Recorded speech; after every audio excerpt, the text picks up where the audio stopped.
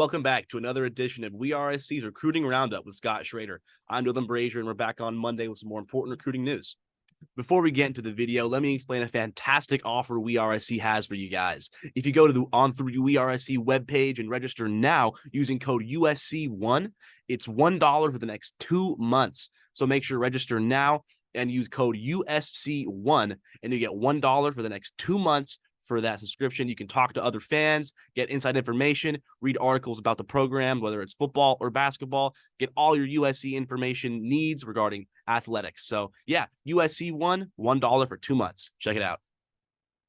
We'll start it off with top 100 D-line. Dealyn Evans posted that victory emoji on his Twitter, but I'm wondering if it has any effect on whether he has some interest in USC.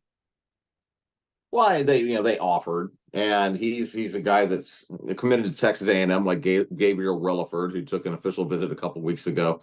He's from Shreveport, Louisiana, and Dealyn is. I think Dealyn is from Texas, and he's from Longview High School, but it's not the one that Taylor Tatum goes to in east of Dallas. So I'm not sure exactly where he's, but he's from Texas.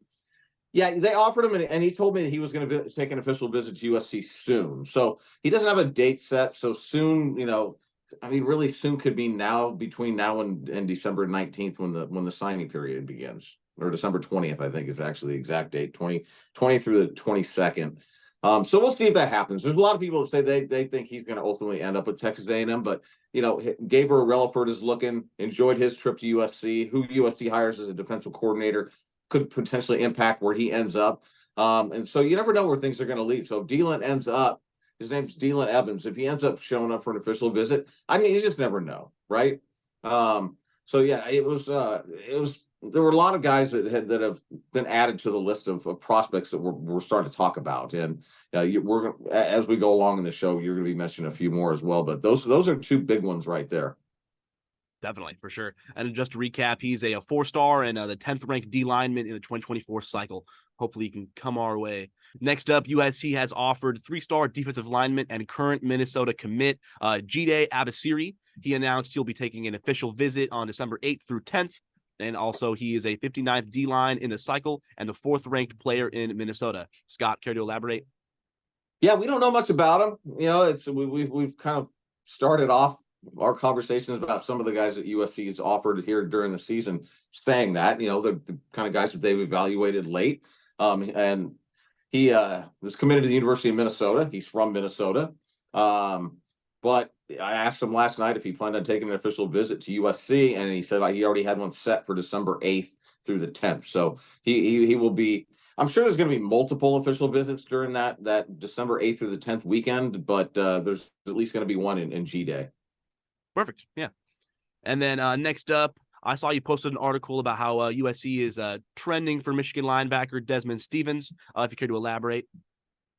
Yeah, he just took an official visit to USC this past weekend. Nice. And we haven't talked to him, but there's sources that told us that USC is in a very, very strong place to end up getting Desmond. So right now they don't have any linebackers that are committed in this class, at least true linebackers.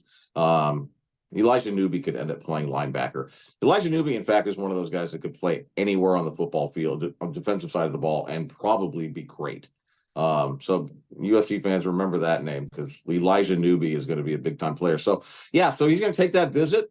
Typically, guys don't take late visits like this when they're committed to other schools unless they're very serious about the school. He called USC his dream school. So, we'll certainly in a few weeks down the road have something to talk about.